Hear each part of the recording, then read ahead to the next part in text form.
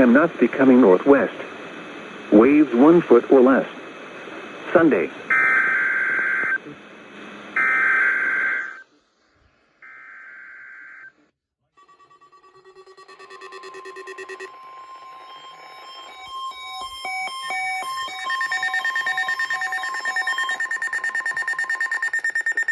Was a test of the National Weather Service warning alarm tone.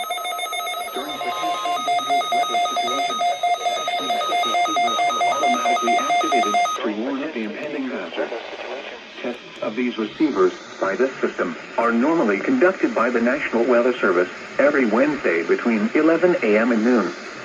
When there is the threat of or existing severe weather in the area on Wednesday, the test is postponed until the next available good weather day.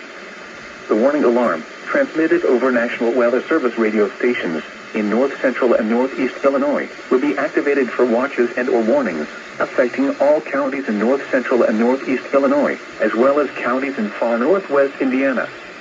Reception of this broadcast and the alarm tone will vary at any given location. This variability, normally more noticeable at a distance from a given transmitter, will occur even though you are using a good quality receiver in perfect working order. This concludes the tone alarm test. We will now return to our regular program.